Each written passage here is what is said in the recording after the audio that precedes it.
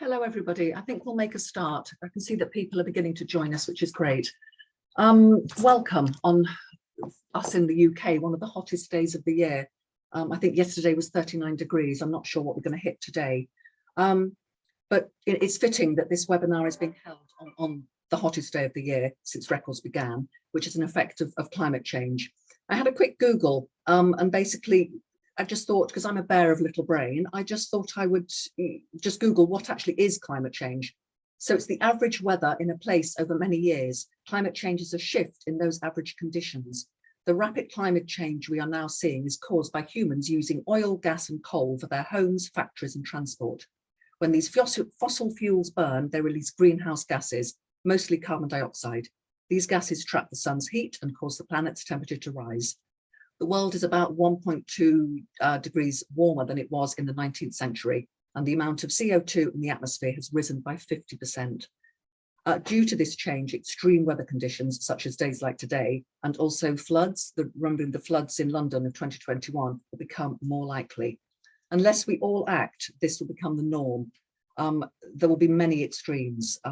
We do need to act now.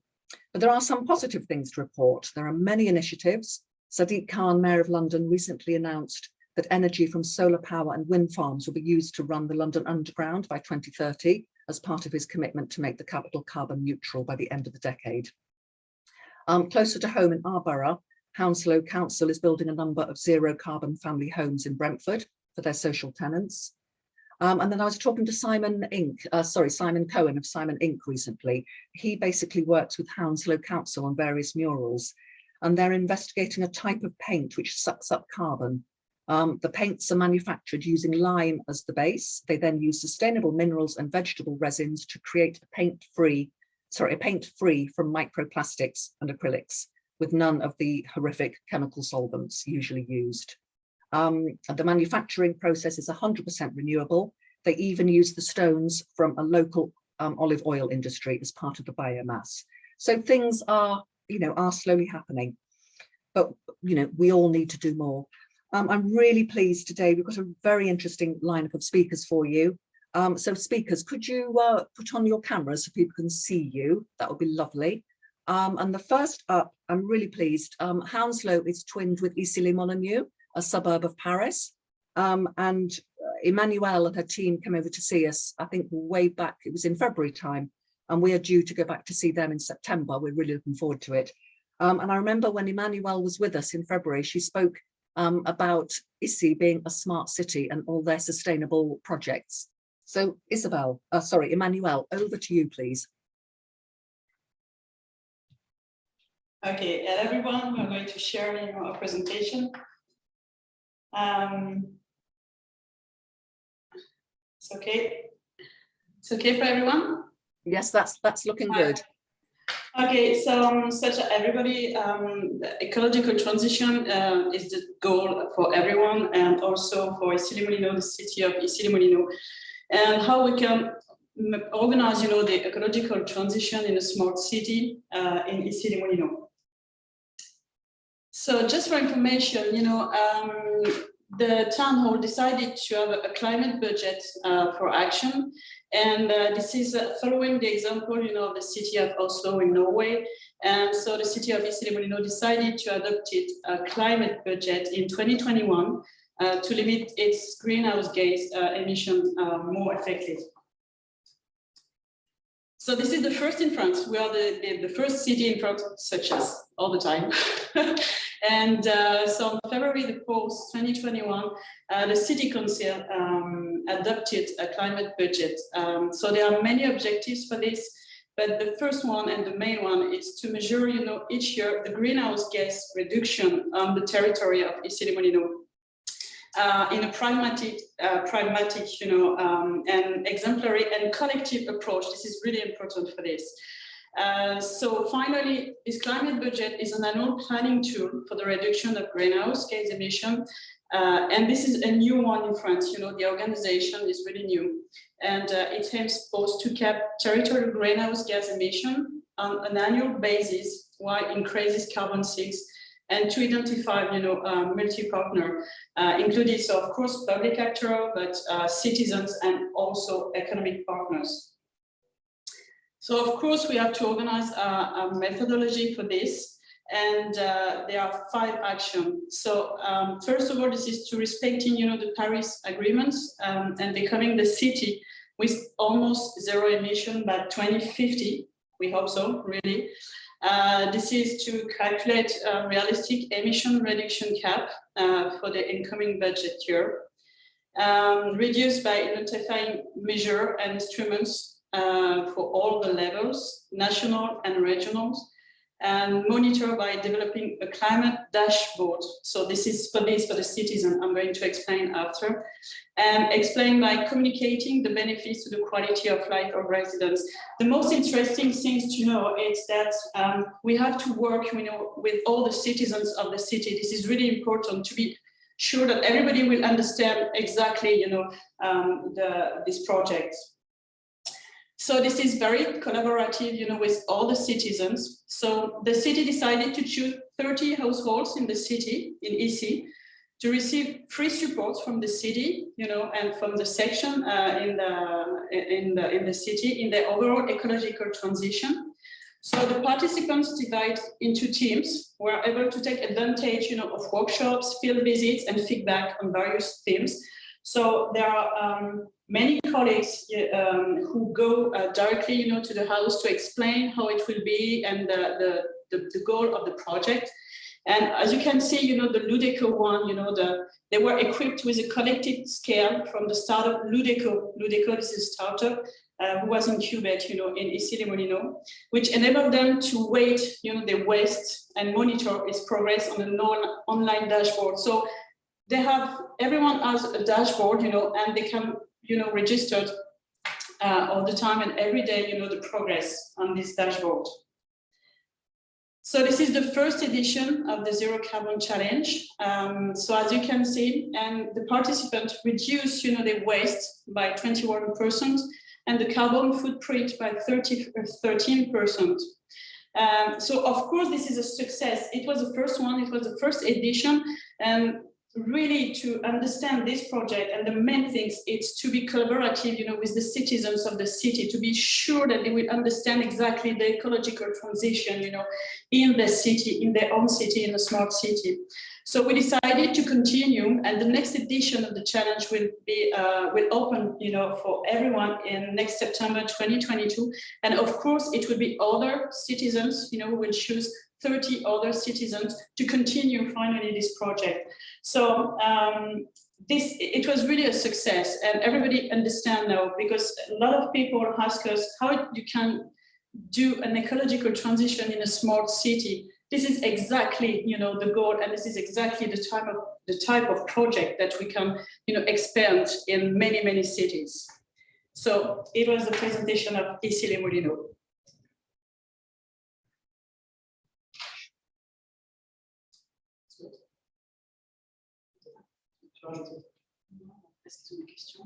Lovely, thank you very much. And any questions from anybody? We tend to do sort of questions at the end, Emmanuelle, so we'll wait, yes, till people have gone through. I'm thinking that when we come in September, it will be lovely, because I think we'll have the Mayor of Hounslow with us, and also hopefully the leader. It would be great to talk about the Decaux scheme with them as well, because it sounds fascinating.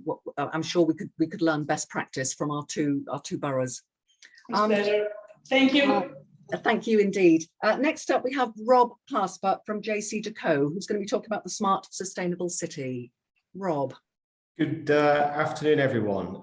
Thanks for the introduction, Sally. My name is Rob Clasper, and I'm the Development and Partnerships Director at JC Decaux. And we've had a very good segue into the presentation from Issy, because what I will be talking to you about is smart cities and sustainable smart cities. And I'm just trying, sorry, to find the share, because it's now gone from my dashboard here. Hang on a sec, share screen. Apologies, 1 second. Right. Are you now seeing this? Perfect. Okay. So a really good segue and link from the presentation by Issy, because we're looking at this now from a media owner's point of view. And that's essentially who JC Decaux are. So if you aren't familiar with us, we're an out-of-home media owner. So what does that mean? That means we operate and own advertising infrastructure on the public highway and in passenger transport areas, in rail and retail environments. And we have a global presence. We're in over 80 countries around the world with over 1 million advertising panels. So we have a huge presence and a huge reach across the world. We were founded by Jean-Claude Decaux in 1964, where he had a vision to create or to provide public amenity finance through advertising. And this was first realized in the French city of Lyon, where he provided bus shelters free of charge to the municipality for the advertising rights. So essentially the advertising would fund the bus shelters. And that's been a business model which we've successfully rolled out for the last coming on 60 years, and it's been copied countless times by a number of competitors. But as part of Mr. Decaux's vision, he had two kind of clear areas of what advertising should achieve, and that's providing information to the public with the provision of public amenity. And that's a really great link into what has now developed into the smart, sustainable city, which is what I'll talk to you about. So just so you are aware, in the UK, JC Decaux operates in 3 business areas. So roadside, which is what I represent, which is the large format billboards you can see in towns and cities, street furniture, which is bus shelters, and also communication hubs. So we have an ability to install public payphones in the highway, which we provide free of charge. Equally, we're also in retail environments such as Tesco and Waitrose, and also in rail environments and airport environments. So we've got a great presence across the UK. But how does that all link into today's conversation? So we're very much about achieving and developing the smart and sustainable city. So for us, it's about trying to create the city of tomorrow and working with partners such as Issy. And there's a lot of links between the work that Issy are doing and how we can collaborate from an advertising point of view. And that's all about creating the city of tomorrow, but also linked to the UN Sustainable Development Goals, where we have direct links to what they're trying to achieve and to what we're able to offer. So in terms of our street furniture, we have got a fantastic ability, and because of our positioning, to provide air monitoring and environmental monitoring. We can provide connectivity solutions, wayfinding. We can also include CCTV monitoring incorporated into our displays.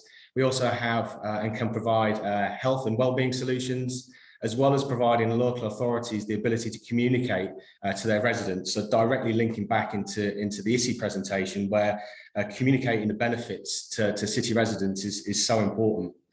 And also as well, a key part for this for us is the provision of green infrastructure, which I'll show you some good examples for later on.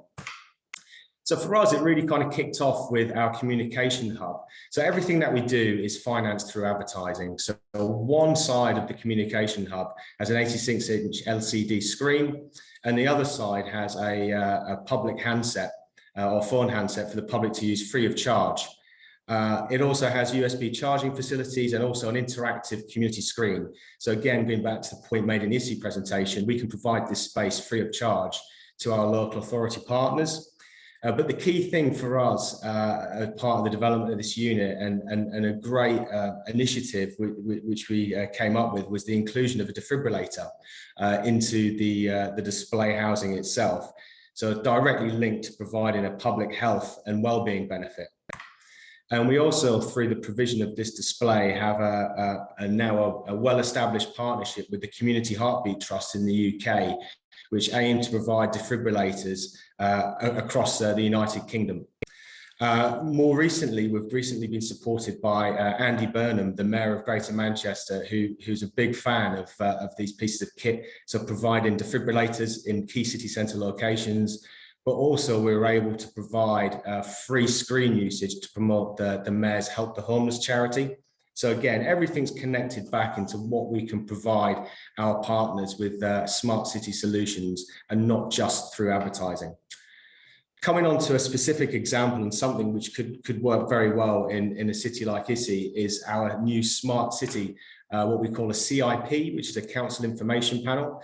So again, everything that we do is financed through the provision of advertising, but on top of the advertising display unit, we're able to incorporate a smart city top box. And in that top box, we have the ability to measure climate change apparatus such as the temperature, pressure, UV. Importantly for us, and one thing which we have rolled out with the City of Manchester and what we will be rolling out with the London Borough of Southwark is environmental sensors. So again, collecting information on the pollutants in and around the vicinity of these displays. So specifically measuring PM 2.5, 10 and carbon dioxide. And again, providing a climate dashboard. So it actually links directly back to the examples that Issy have given as to what's important to them. So again, working with partners, we're able to provide this fantastic technology housed within our advertising display. Also as well, we're providing pedestrian flow detection so we can see how many people pass the advertising displays. This can help local authority partners in their managing of the urban environment and kind of understanding the flow of pedestrians along the high street. And in addition to this, as I said in the previous slide, we also have the capability to provide Wi-Fi and small cells, and where needed, we can incorporate CCTV. So it's not just a smart city. For us, it's all about the sustainable city and going to the point on climate change and how we can help bring and add green infrastructure into what could typically be a very hard place to either plant trees or to have planted areas.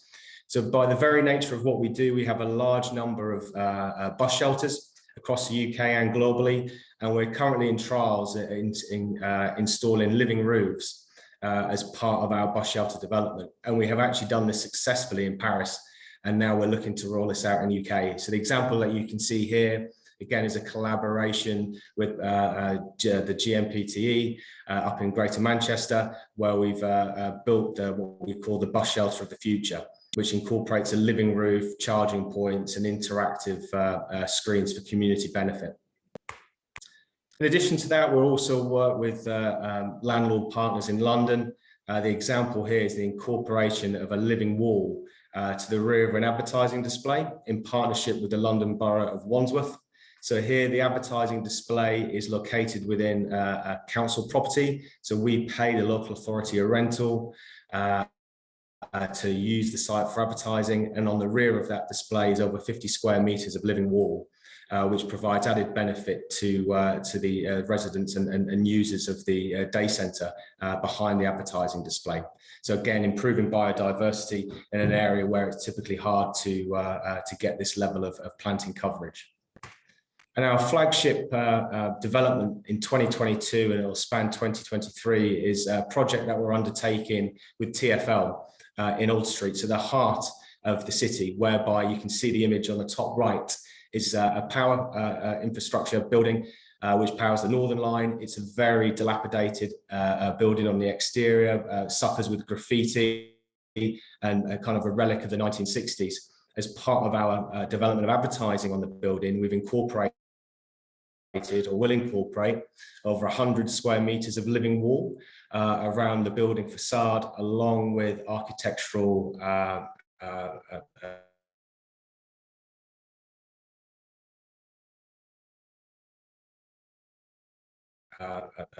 mesh, which will cover Robert, the remainder of the building. Your sound, advertising coming and going.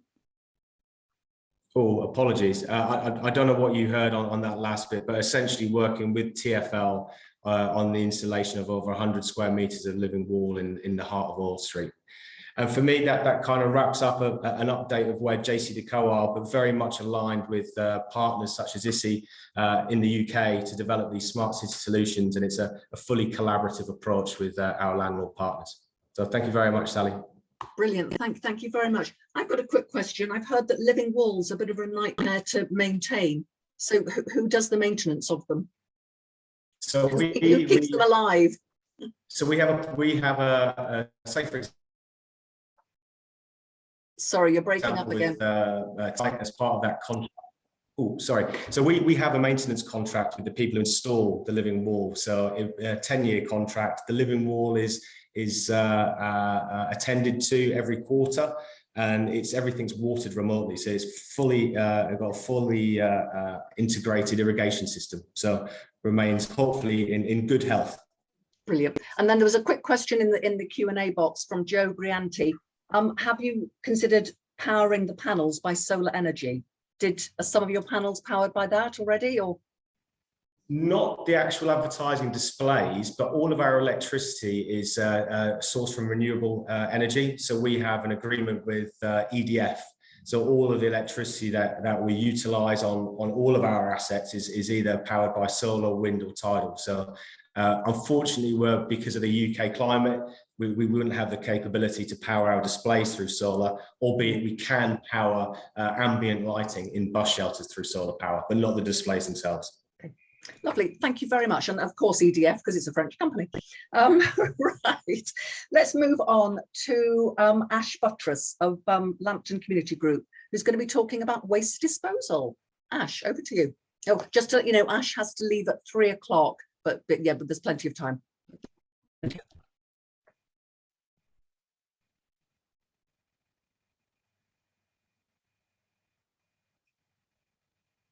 Helps if I unmute myself, doesn't it? Can everyone see that presentation? Yep. Okay, perfect. So, afternoon, everybody. Hi, and Sally, thank you very much for the invite for today. So, I'm from Lambton Recycle 360. I've been with the company for 6-7 months now. We're fully owned by the London Borough of Hounslow.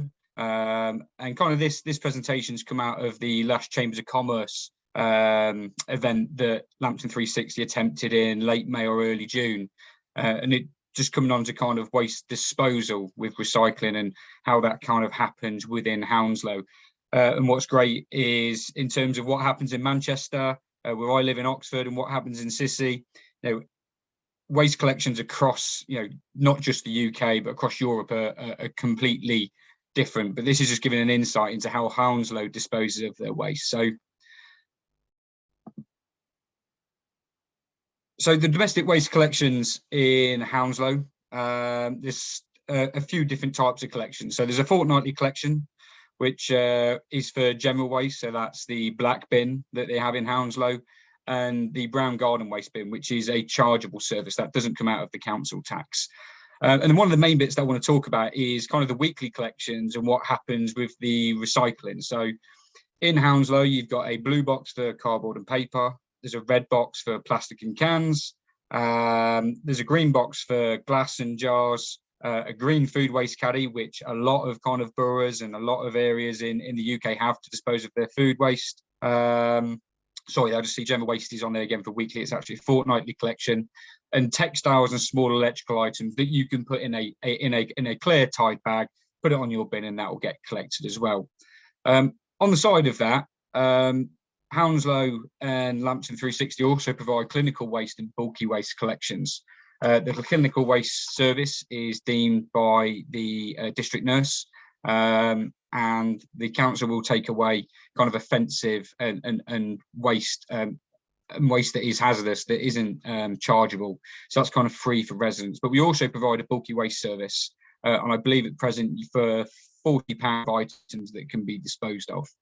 And another great thing that the borough does is have assistant collections. So if you're an elderly, you've come out of hospital, we'll be able to collect containers actually from kind of the premises rather than you having to present them on the highway. As the presentation goes on, I'm just going to come into like the bits of the recycling to show you where that gets disposed of. But what I just want to give you just a quick video that I'm just going to share that gives you a feel of what those containers look like on a household. So I'm just going to drop out, share my screen, and then kind of reshare with the video.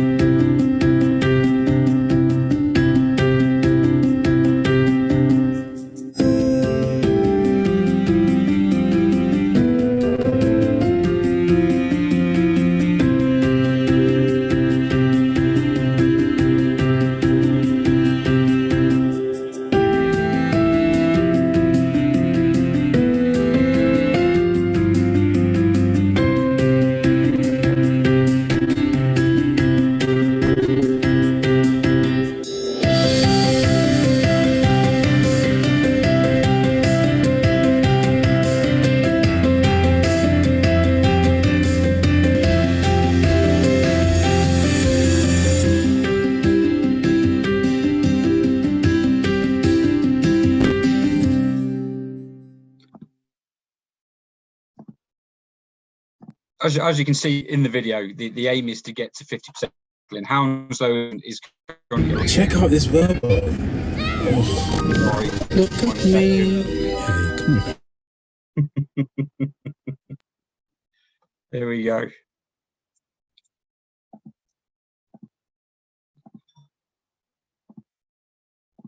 Help you turn off the video that you just played. So as I mentioned there, the aim is to get to 50% recycling.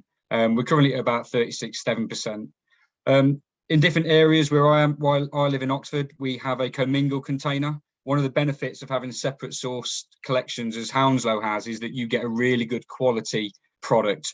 You know, the glass isn't damaging the paper, so the quality of paper that's collected is a good quality. And there's another video that I'll show just after the next slide. So on the back of these successful domestic waste collections, we've now developed a commercial waste collection service. This started in operation on the 4th of July. So last week, the 11th of July. So we started collections last week. So in line with what we've got with the domestic, we're offering a food waste service Monday to Friday, a glass recycling service every Wednesday, a general waste service every Monday and Thursday, and a cardboard and paper service every Tuesday and Friday. And we've also quoted for bulky waste collections, and we are currently in the middle of putting a quote together and servicing an event in Hounslow on the 30th of July. So it's not just the standard containers that we collect. In line with kind of all the with the collections that we've got, everything is on the Hounslow website in terms of what we provide. This is some supporting information that we have for residents and new commercial businesses. And in terms of where all that waste goes, some people probably don't realise that at Southall Lane Depot in kind of northwest Hounslow, there is a materials handling facility.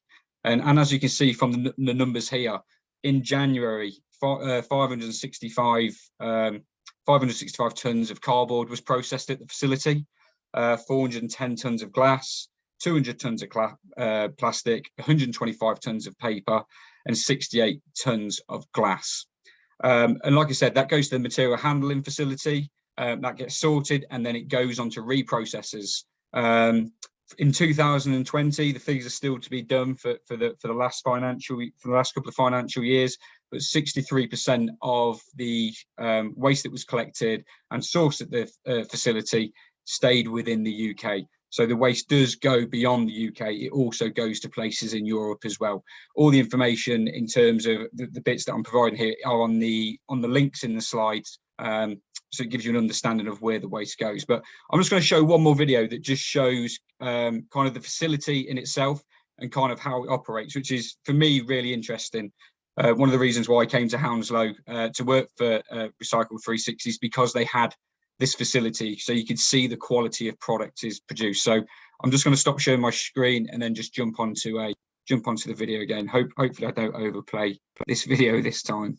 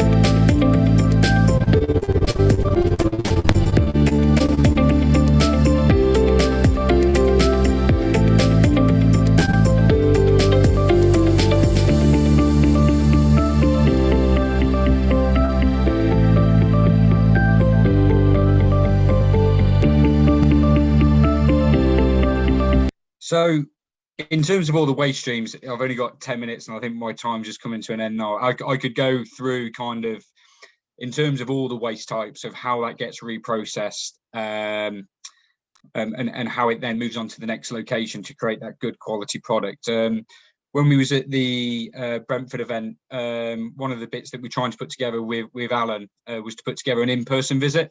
So that's kind of an open invitation for people on this call and those who would like to attend. If you know other people that like to attend, that's something that we'd like to arrange, is to get people to come and see the facility and actually see what happens to the waste that you do dispose of, because there is a general myth that I recycle it and it still goes to landfill, but that is not the case. So thank you very much for your time, guys. I think I've just gone over. If you've got any questions or queries, because I'm shooting off at 3 o'clock, then please fire away. Thank you very much indeed, Ash. In fact, that reminded me, I do remember Alan mentioned that you had talked about a visit, and I think that would be really useful. And I can feel maybe an article in our magazine coming up. I think that would be useful to actually show people what you actually do with our waste. And thank you for the reminder. Yeah, fantastic.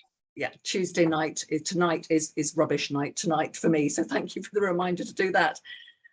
Brilliant. Thank you very much, Ash. I hope the school run goes okay for you. Right, Lisa, next up, we have a short video from our patron, Trash to Go. Have you got that amongst your files? She has. Brilliant. Oh, hold on, Lisa. Good afternoon. My name's Tony Harrison. We're going to have Trash to Go. Did they send the video, Trash to Go? No, they didn't. They didn't. Oh, fine. That answers that one, doesn't it? Well, we'll do Tony. Let's go for Okay. Tony then. Yep, bro.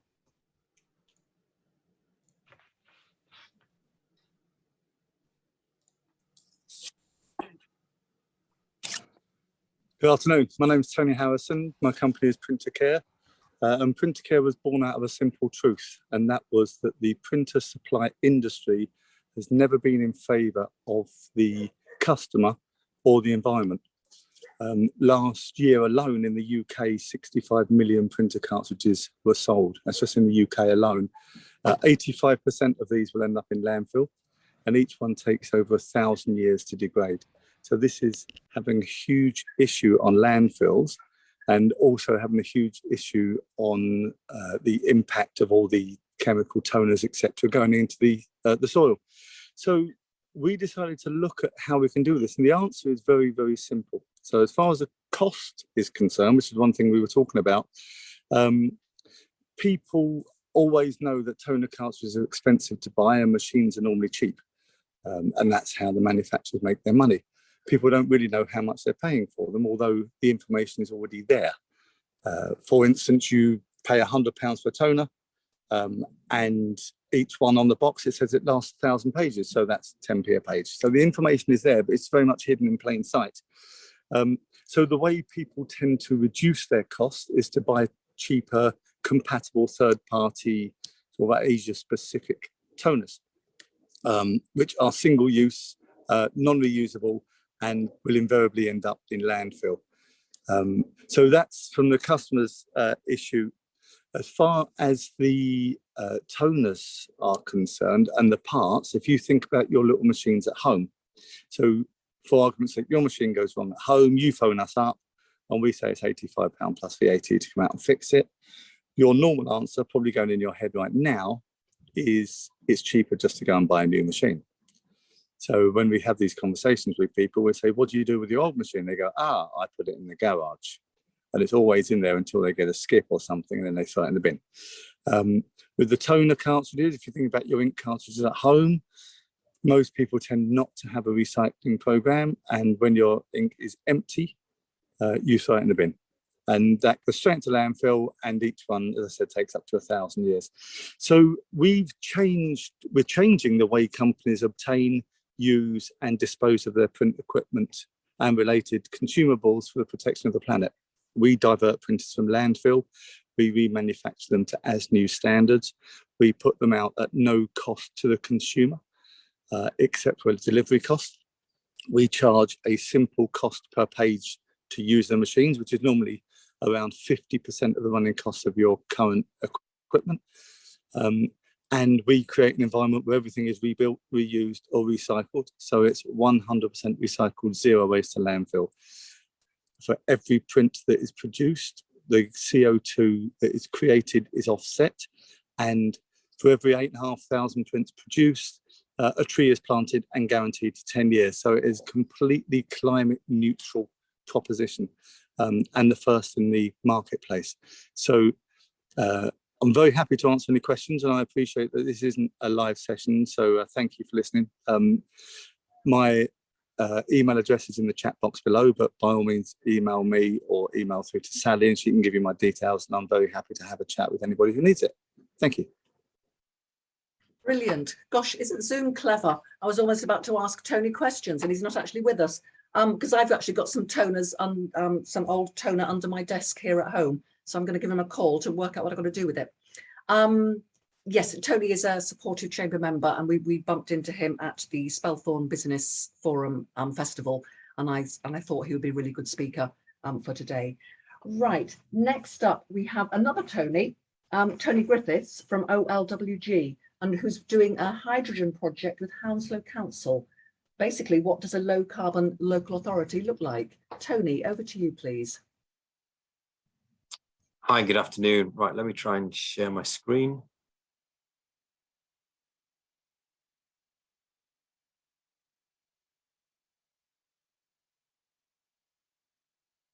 Okay, are you able to see that okay?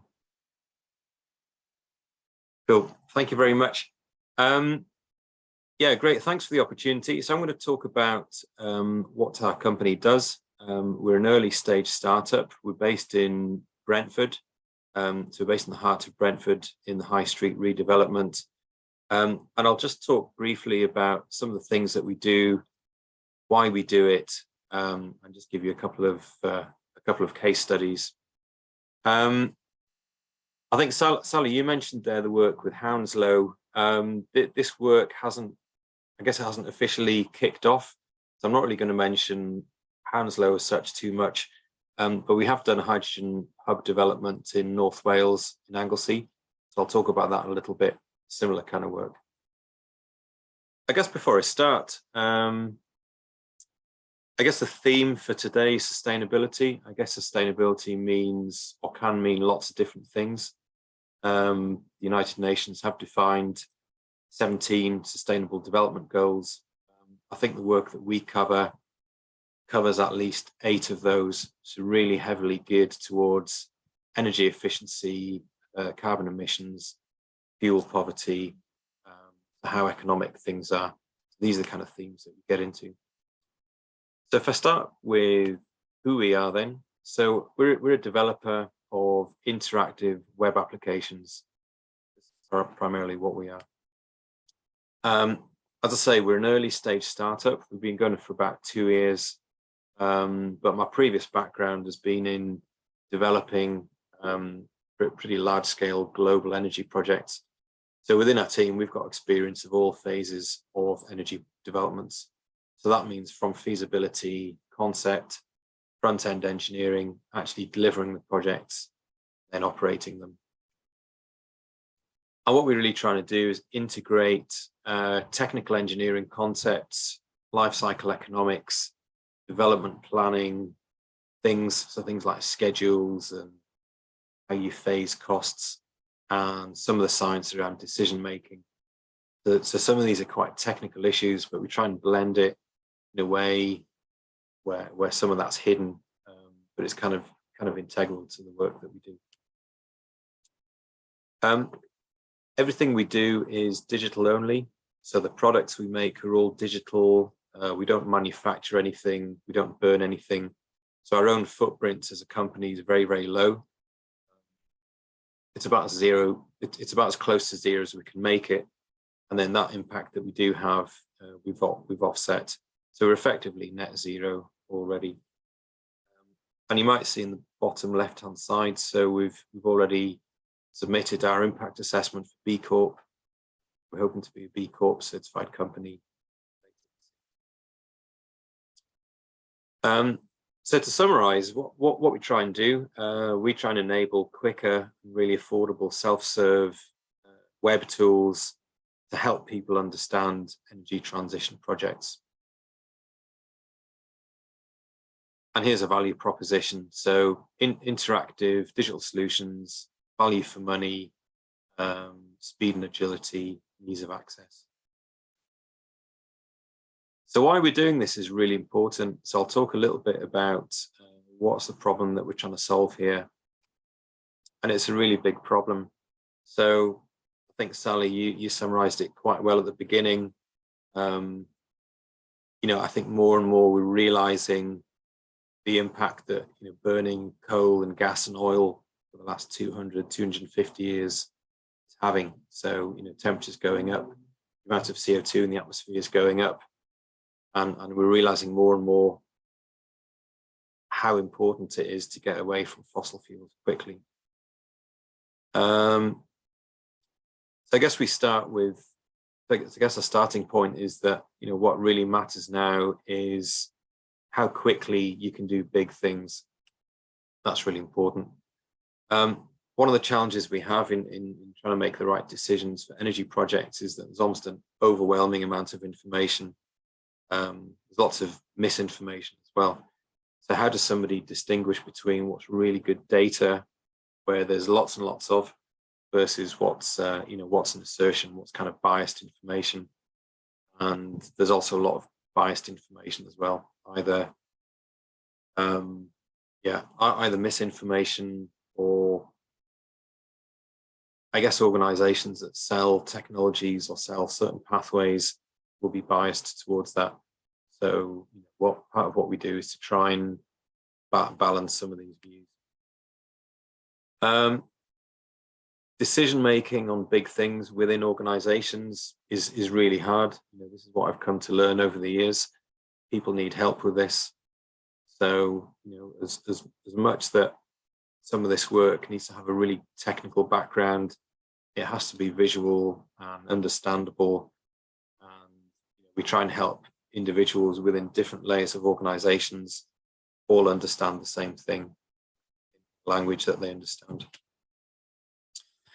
So I guess we've noticed that traditional methods of studying energy projects, that they're very cumbersome, they're very costly, they take a long time. You know, it quite often means that you have to go out to tender to some engineering consultant. And what we're trying to do is break that down a little bit. So provide tools that are kind of easy to use, help you get to the answer quickly. And this is, I think this is why now. So we believe that cloud computing, modern app development technologies, they now offer this possibility for disruption, where I think even 5-10 years ago, a lot of these technologies didn't really exist. So our mission really is to speed things up. So what do we actually do? So I'll cover two main product families that we offer. The first one's a kind of a visualization of what's going on within an industry. And what we found is that a lot of big decision makers kind of really struggle with this. So whether we're talking about local government, supply chain, you know, global developers, they kind of struggle with this three-dimensional, you know, what's where and how big things are. How do you connect everything up? So we're trying to find a way to package this up in an interactive way. And what we try and do is to help visualize demand and supply for energy, different kinds of energy, whether that's electricity, gas, hydrogen's a big thing we're working on at the moment. Then what infrastructure is in place to help some of these get connected, and what supply chain is there again, to help these projects work. So we build these maps that have quite high detail aerial imagery built in, topography.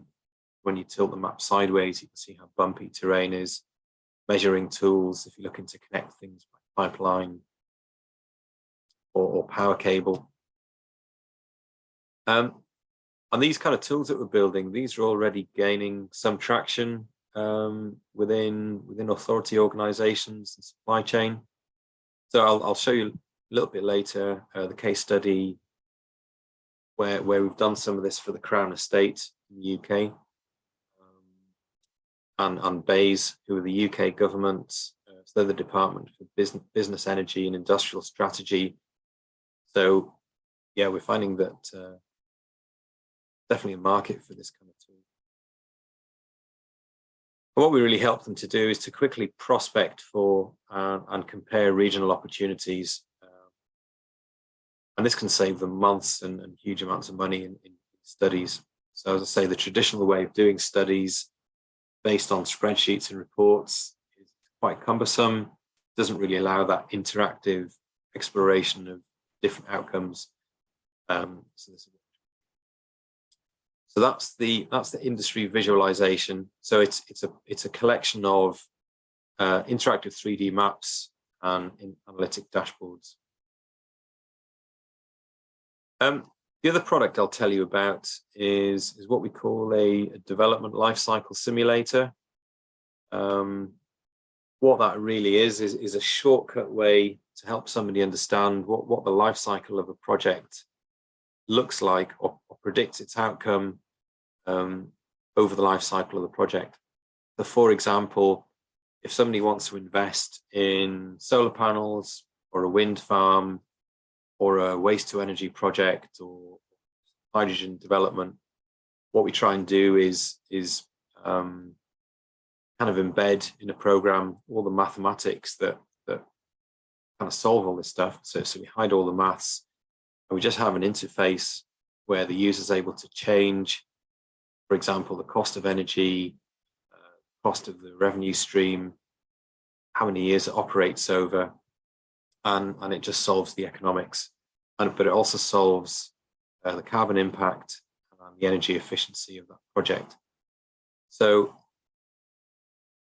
yeah, and this is what it really tries to do. So it really accelerates that visual understanding of value. So if you want to look at different versions of a project, so for example, what if you make it bigger? What if you make it smaller? What if you make it quicker? What if you make it slower? You can screen these kind of versions of a project very, very quickly and help you get roughly to the right one that maybe you then want to spend a lot of money doing engineering studies on rather than the other way around. So it's all about trying to find the right project that meets an organization's goals and objectives. We feel that quite often a lot of engineering and a lot of studies don't really start with what the customer's trying to achieve. So what is the problem you're trying to solve? What are your goals? What are your constraints? So that's our starting point. And then from there, we kind of look for a solution that helps that. And also we believe that at an early stage of project screening, helping customers to understand the shape of the risk is much more important than trying to be precise at an early stage, because there's so much uncertainty with, particularly with the costs of things and cost of revenue. So to summarize then, yeah, this is all about quickly finding which developments work in financial and a technical and a carbon impact point of view. Save months, lots of money in studies. So first case study, I'll just be really brief here, is one that we worked on beginning of last year. So there's a hydrogen hub that's got government funding in Holyhead, which is in North Wales. It's roughly a 1 megawatt electrolyzer plant. The picture on the bottom left roughly shows you what a hydrogen hub looks like. I guess it's not that sophisticated really. It's a couple of containers where within there you've got equipment that converts electricity and water into hydrogen, and then that hydrogen can then be used for different kinds of trucks, different kinds of vehicles to displace diesel. And the theory is that by displacing diesel with what's meant to be a clean fuel, reduces carbon impact. There's some complexities around energy efficiency that make that not quite so simple. But we studied this for a number of months. We developed some of our tools on the back of this, and we helped the customer really understand the economics, spent a lot of time talking to the local supply chain, potential hydrogen users, so different owners of vehicle fleets, including the council, including the port operator, including trucking companies, etc., and really helping them to understand, with today's technologies and what the experience and track record is for converting either diesel or electric vehicles to hydrogen, what's possible in the next couple of years. So again, it's what can you do today or quite soon, rather than what's possible within 5 to 10 years' time. It's really trying to accelerate practical solutions. The second case study I'm showing you, so this is a fairly complicated kind of national study that we did for the Crown Estate and Bays.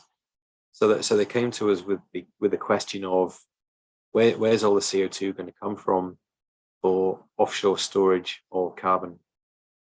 What they were saying was that up to that point, a lot of their focus has been on the offshore infrastructure and offshore kind of under the sea storage of CO2 stores.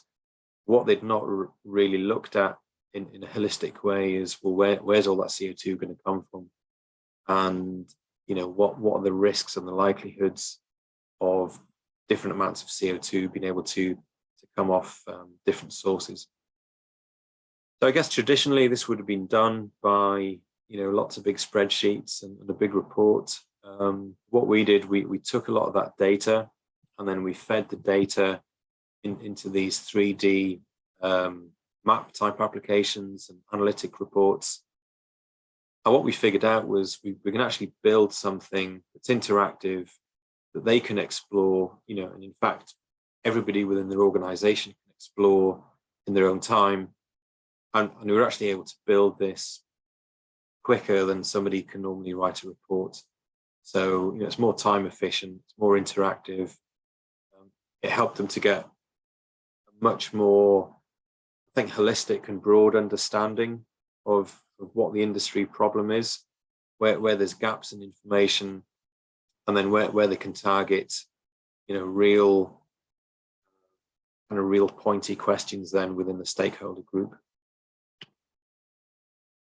And then at the other end of the scale, we also, so I guess the principles that underpin, big industrial processes, they're kind of exactly the same when you look at home boilers and solar plants on your roof and charging a car with electric. So we also build some quite simple but effective interactive calculators for things like solar, things like car charging, things like understanding the carbon intensity of the power grid, depending on what's feeding into that. So I think this is an area where we're still trying to understand potentially where the customer is, but it's very easy for us to build these where we do see a customer market. So what are we looking for then? So I've mentioned that we're an early stage startup. So we're looking for more sponsors and customers to expand the range of tools that we build, that we're able to operate. We're looking for co-creation partners. So there's other organizations that maybe got a different skill set. We're always keen to collaborate, build tools together. Maybe somebody's got a bunch of data, but they don't have the skills to visualize it. So we can do that kind of thing. Later on in the year, we're going to be looking for funding to scale up some of the development of our tools. And a longer term goal really is to have a self-serve app store, which is kind of commercially ready within 2 years' time. And this is me. So yeah, I'm a chartered chemical engineer. I served about 25 years in the oil industry. So in concept screening, frontline operation support and development planning. Say we're based in Brentford. The company's called Hounslow. Thank you very much. Thank you, Tony. Wow, that always does my head in. So basically you're sort of getting reports, you're visualizing reports. So people don't have to sort of plow through a great big report, and you're giving them the results in sort of easy to access format. Yeah, I guess we're trying to not do reports because, you know, a lot of the feedback is that nobody reads reports, right? So if you give somebody a 300-page report, quite often they just don't have the time to consume that or read it. Right? It's too chunky to assimilate. Yeah. Yeah. So, you know, what's the alternative to big reports? You know, I think it's given somebody a tool where they can, you know, kind of zoom in or dive into their area of interest.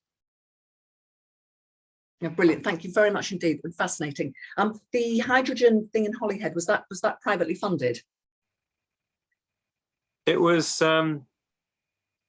funded through grants that came from the Welsh government. Yeah, I think most of it was the Welsh government. Some of it's BEIS funded. Okay. Thank you. Lovely. Thank you very much. Well, you know, let's watch this space for Hounslow, please, because that will be very interesting. Our next speaker, well, it was going to be Mukesh Aggarwal. Has Mukesh joined us, Lisa? He's brilliant. He is there. Brilliant. Mukesh. Hello. I know it's Hello. Can you hear me? one of your busiest times, isn't it? Because it is the hottest day of the year. Of course. Yeah. Can you hear me okay? Yes, we can. Yeah. Okay. I mean, most of the stuff I'm going to just talk about now is actually just talking through in terms of what we do and how we do it. It's not really a big sales pitch and such, but really just more of awareness of how buildings operate and how much energy they actually consume. So the actual word sustainable, you know, it's a word that's thrown around, which I find it means a lot of things to lots of different people. So for us, sustainable is like reduction, reducing, reusing. Those are the kind of typical things that we always look for to try and maintain that. But one of the things we want to try and do is actually look at the building environment and see how we can use that, knowing what our skill set is in this sector. So it's one of the largest consumers of energy, of electricity, water, gas, oil, if you take out the industrial sector. So every type of building, from shopping malls, hospitals, typical data centers, typical office buildings, health clubs, hospitals, hotels, all consume a huge amount of power purely because of the nature of trying to maintain a level of comfort for the occupiers. And this is largely to do with the air conditioning.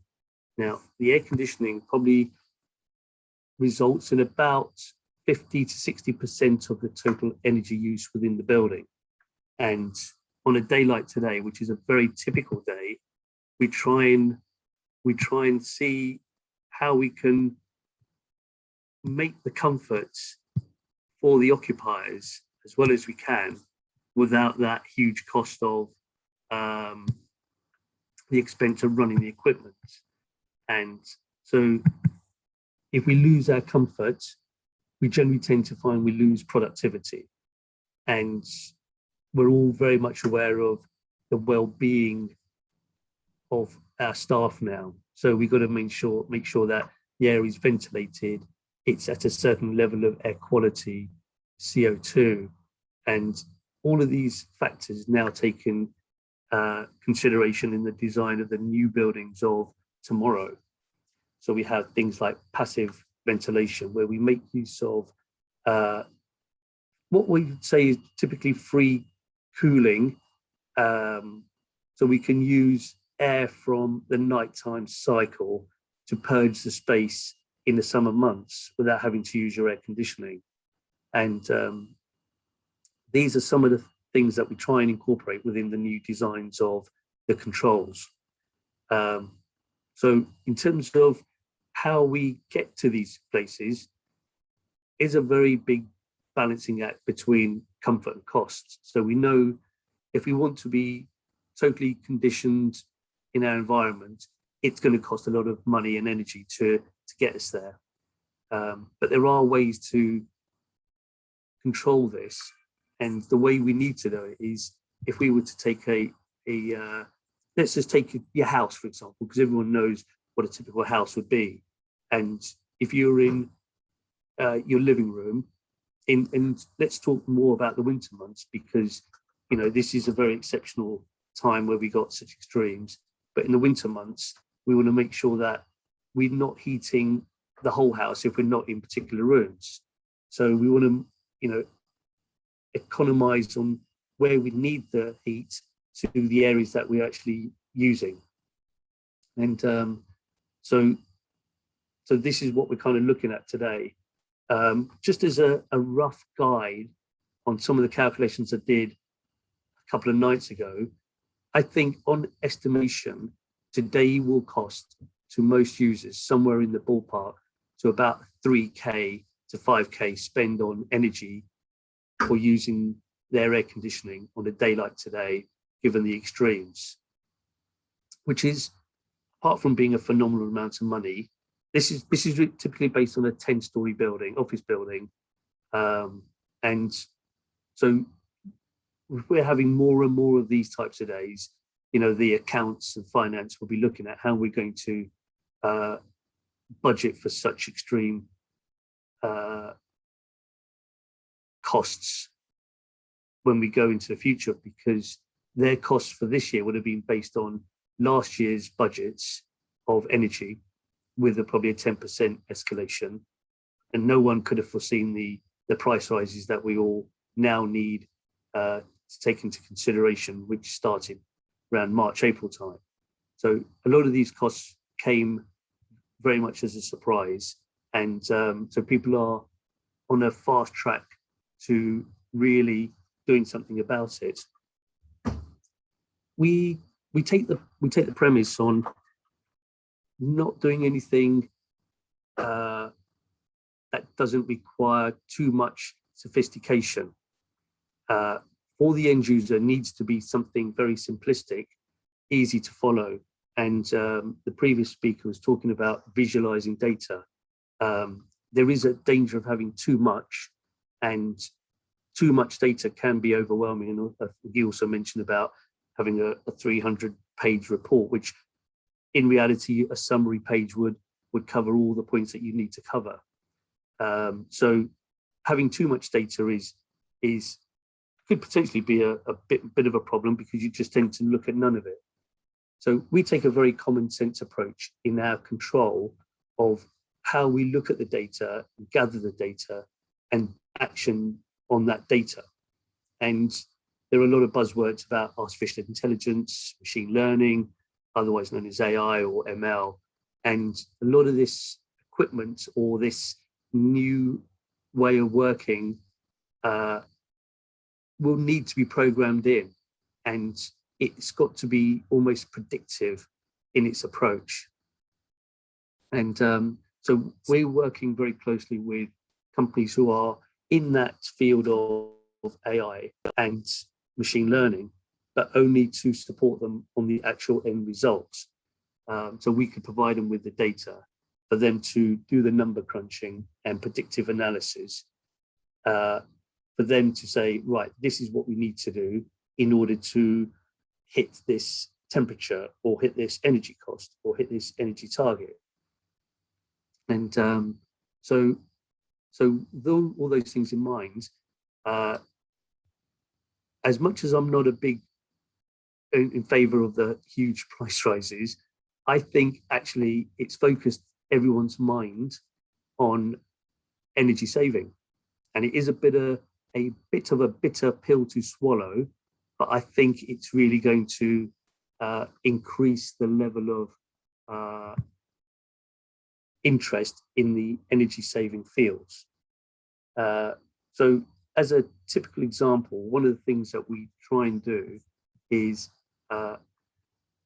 consult on how energy can be saved within the building. And we look at the ventilation systems, the cooling systems, and the heating systems. We manage the data once we've collected it to actually understand what's happening, where is it going, and when is it being used. And once we understand those processes, we can then understand, for example, if we find energy is being used at night when no one is in the building, instantly we can see that there is a third of saving we can have by switching certain bits of equipment off. So it's a relatively quick way of actually understanding where information can be used to make savings. That information can be gathered on a minute by minute, hour by hour, day by day, week by week, month by month, year by year basis. And all that gives us a really good granular level of information on what we do and when we do it.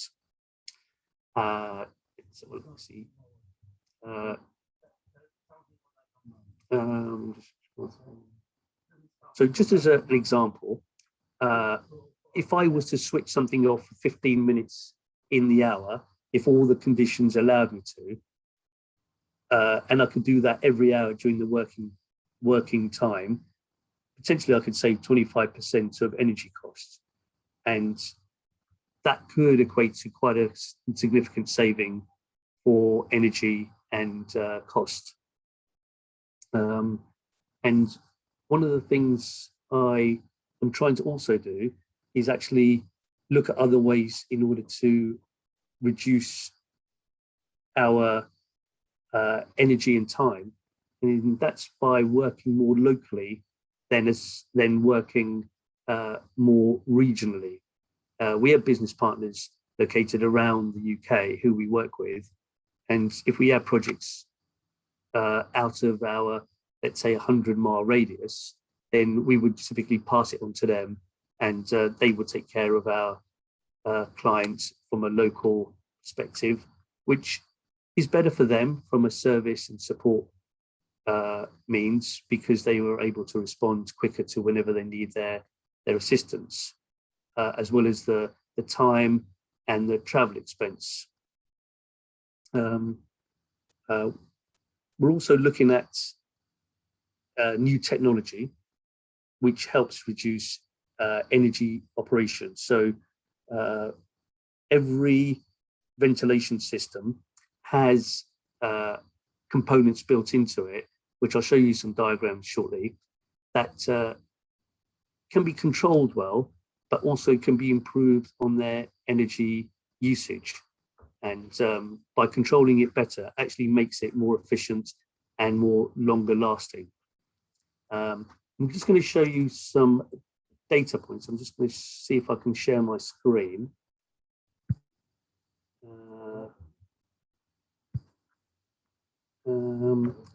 Sally, you might have to guide me onto this. Share my screen. Have you the green icon at the bottom? Oh yeah. Bright green icon at the bottom, yes. Got it, here we go. So here we go. So can you see this? Yes, we can. Okay, Yeah. perfect. Sally, perfect. so now on in tech support is your angle. Okay, here we go. So what we can see here is a dashboard, which everyone seems to love. I was trying desperately to get away from PowerPoints today, but I wanted to show you kind of everyone seems to be on a level of dashboards to only give data on what's needed, as opposed to, as our previous speaker was talking about, a massive data, which kind of is a bit overwhelming, and actually you can kind of lose the thread of what you're looking for.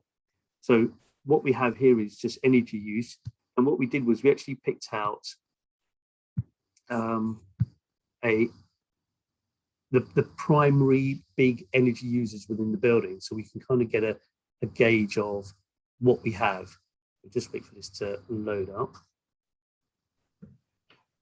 Oh, here we go.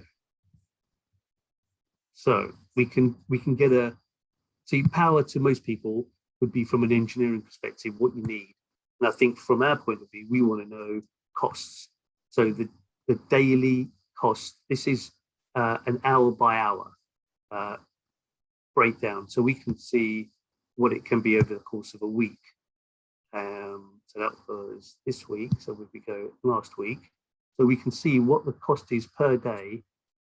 And I don't know if you can see the actual values there, but you can see the costs that show you day by day what it costs you to run on the ventilation.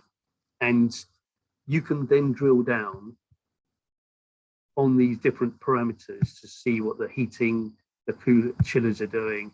And that gives you an idea of where your energy is being used and what percentage of your cost relates to the cooling system or the heating or the ventilation. And once you know that kind of data, you can then start to drill down further to say, is it working when I need it to work? And is it working when I don't need it to work? Therefore, it's costing me money. What can I do about it? So putting monitoring devices on the system gives you information when you're not sitting currently watching what's going on. So that's the first part. And I'm just going to see if I can move this.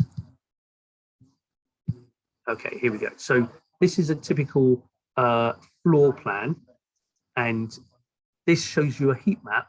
So just visually, you can see straight away what's hot and what's actually comfortable. Comfortable being the kind of green shaded area, which is in this band on the key down at the bottom here on the left. So where you can see the red, you can see it sitting at 26 degrees, and where you can see it here, you can see it sitting at 20 degrees. But what it does is allow you to go deeper into that zone. Take it, you can still see that, can you?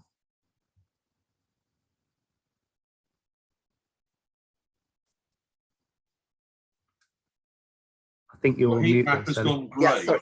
Yeah, I can just see a grey screen. Oh, have you? Oh, okay. So yeah, that's it. So now you should see a little ventilation unit serving a particular area, which gives me an insight to what's going on. I can see that the fan is on, the temperature that it's supplying to the area is 15.3 degrees. The cooling valve is running at 70%. The actual space temperature is 20 degrees. I can make adjustments remotely. So if I need to adjust anything remotely, I can make it happen. I can adjust the fan speeds. So I can program that in, as well as getting historical data to see how it's been responding over today, last night, over the week. So let's go to last week, because we're only on Tuesday. So what we should see is some peaks and troughs of the week on it starting and stopping. So once you get familiar with the profile of the graph, you can actually start to see, is it doing what it's meant to doing when I expect it to be doing so? So we as a business are always looking within buildings to try and save your energy, and that in return will relate to money saved and comfort. I think I could probably keep on going, but I think I've pretty much covered most of the points. Tony, in the previous, he actually made some really good points. And I think he covered a lot of it in terms of understanding, listening to the customer on what their goals are and how that can be achieved. And that's typically what we do before we start. We try and understand what's the problems, what's the result of what we're trying to achieve, and how do we get there?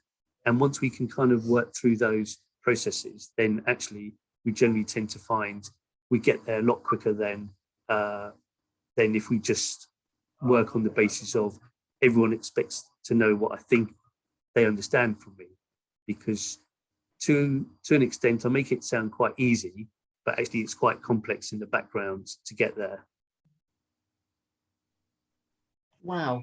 Well, thank you very much indeed, Mukesh. I do so much enjoy these webinars because I learn an awful lot about what chamber members actually do. It's fascinating, as I say. So maybe we could introduce you to Tony Griffiths after this webinar, because I think you could have a good conversation. Thank you. No, our pleasure. Can you stop sharing screen? Sure. Yeah. That would be lovely. That's it. Well, next speaker is from the Lamington Group, Angelica Crania. And the Lamington Group run the apartment hotel room 2 in Chiswick, where we're going to be holding our next Chiswick business breakfast on the 10th of August. So please watch this space. We're working on a flyer as we speak. So Angelica, over to you, please. Hello, apologies for any noise. I am going to quickly share my screen. So, hello, I'm Angelica Crania. I'm the Sustainability Manager for Lamington Group, and I will be walking you through our net zero carbon roadmap. So, why net zero? Because we care. Why we care? Because the UN IPCC has given a code red for warning for humanity, and climate change is our biggest challenge. Buildings account for 40% of global carbon emissions. Hotel industry is lagging in action. Effects of inaction are devastating for people and the planet, and this will disproportionately affect the most vulnerable.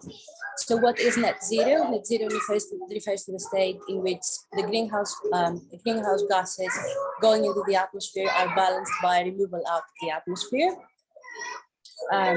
And what are the carbon emissions? So as Lamington Group, it's scope 1, which is the direct emissions like parts, natural gas, fugitive emissions, as well as company vehicles. And then the indirect emissions are scope 2, which is parts of electricity.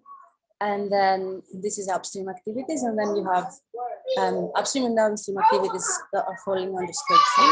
Scope 3 is waste and recycling. Parts of goods and services, fuel and energy related activities, capital goods, water, guest business travel, employee commuting, and then in downstream activities we have waste recycling and tenants emissions. So as Lamington Group, in 2019 we've estimated our baseline emissions, and we found out that our guests and business travel and purchased goods and services and capital goods are the greatest contributors as a group. And in terms of Lamington Group, we've done a 2021 portfolio analysis per meter square, and we found out that our hotels are our greatest contributors.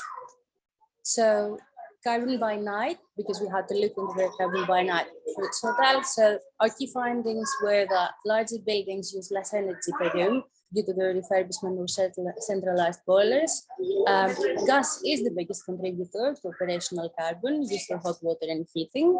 Older Victorian stock suffers from high energy use due to poor insulation and single glazing. Other contributors are maintenance, housekeeping, manufactured goods, food, beverage, and financial services. And guest travel, as I said before, is the biggest contributor. So our commitments as a group is to develop and operate whole life net zero hotels. And our hotels' emissions from their concept all the way to their disposal will be equal to zero. Achieve a net zero carbon scope 1 by 2030 using science-based targets. To align with the climate science, we will reduce all of our emissions in our direct control by 46% by 2030. And then track and minimize scope 3 emissions. We will encourage and guide and support our suppliers, employers, guests, and wider communities to reduce their own emissions. So net zero whole life carbon. 10 principles to summarize what we really need to do in order to make this happen. So we report on our annual energy use and renewable energy generation, eliminate the use of fossil fuels, purchase 100% renewable electricity, reduce the energy use measured at the meter, reduce the space heating demand, assess, reduce and verify embodied carbon, maximize on-site renewable energy, incorporate energy demand response and storage measures where possible, report average annual carbon content of heat, and calculate carbon and rebalance annually to achieve net zero. So, net zero Scope 1 and 2 by 2030, science-based targets. It's reducing our emissions by 46% in line with our 1.5 degree science-based targets. All keys will be all electric and supplied by renewable energy. 8 serviced apartments will be retrofitted each year between 2023 to 2030. New systems of heating and cooling will be, where possible, heat pumps, and company vehicles will all be turned into electric by 2025. This one we've already achieved. So our third commitment is minimizing Scope 3 emissions. How do we go about Scope 3 emissions? It's about reducing it's about embodied carbon, reducing in new buildings as we grow. In terms of guest travel, we encourage low carbon travel, and we give a low carbon travel information, and we give the option to offset the travel emissions. The tenant emissions, we have greenhouse leases for tenants requiring 100% renewable electricity. And we do quite a lot of tenant engagement as well by reducing water and energy consumption. We are encouraging employees commuting in a sustainable manner by having cycle to work schemes and encourage low carbon journeys when it comes to professional journeys. And then supply chain, we review our top 20 suppliers who is we review the top 20 suppliers and make sure that they are committing to tackling climate action. And we look into alternative suppliers who are not in line with our commitments. And on waste, we have 3-to-1 recycling waste management. So how we go about it, it's basically 3 things. One is reduce. We reduce operational carbon, we reduce embodied carbon, and we reduce the carbon associated with our activities. And then we balance, we use renewable energy, and then for any unavoidable emissions will be balanced through verified natural-based carbon removal solutions. And we will be rebalancing residual operational and embodied carbon emissions with climate partner to offset through affordable projects around the world. And how do we deliver that? We have detailed actions. Our roadmap details the actions that we will take in the lead up to 2030 in order to honor our commitments. This plan will be updated periodically as innovation and standards develop. And then it's about governance as well. We ensure all of our data is verified and communicated regularly as we track these greenhouse gas emissions and progress against our roadmap commitments. So, carbon offsetting. We will offset all of our unavoidable Scopes 1 and 2 emissions annually and embodied carbon from our new builds post-construction. We are working with climate partners to deliver an offset strategy, and we always look at verified nature-based removals. And because we have to practice what we preach, Room 2, Chiswick, is the first whole life net zero hotel. And by whole life net zero carbon, we mean net zero embodied carbon as well as carbon in operation. So all the carbon emissions from raw materials, extraction, construction, transportation through refurbishment, reconstruction and disposal at end of life is zero through the use of offsets. And net zero in operational is the amount of carbon emissions associated with the operations of the building on an annual basis that will equal to zero through demand reduction, on-site and off-site renewable energy sources, and the offsetting of any unavoidable emissions. Chiswick had a very low forecasted carbon, and whole life cycle assessments show that 90% of our carbon impact would come from embodied carbon. To address climate change with integrity, we decided to include that, the embodied carbon in our calculations to tackle the entire footprint.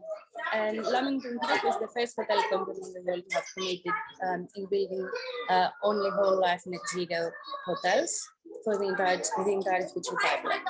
I think that this is this is pretty much for me. Do get in touch. We would love to hear from you.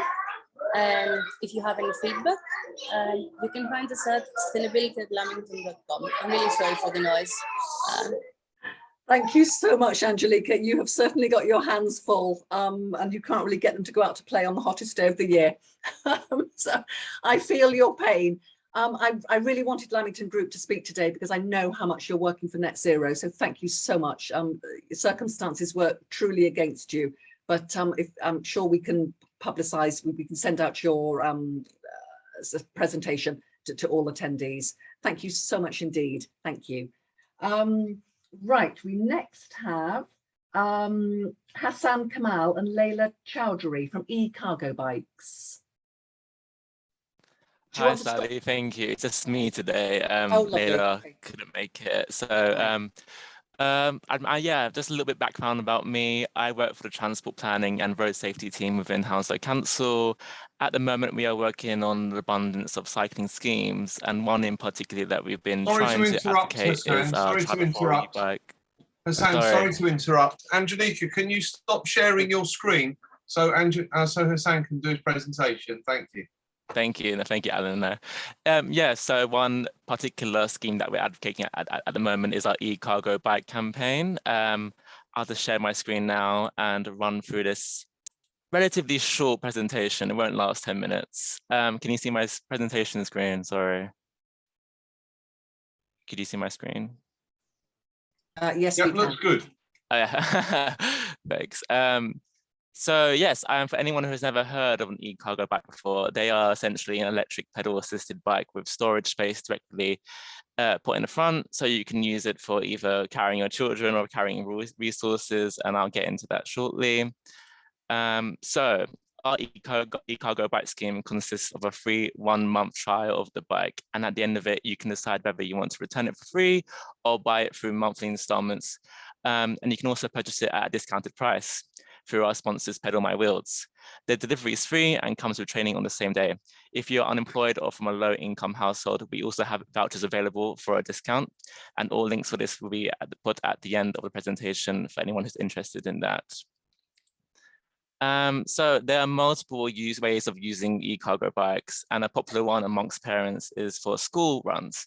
It is a great way to replace the car as it benefits your own physical health, but also gives a chance to your children to be out in the fresh air every morning and afternoon. Maybe not so much today. It is also amazing for the environment with zero tailpipe emissions, as well as for your wallet with free parking and fewer maintenance costs when using an e-cargo bike.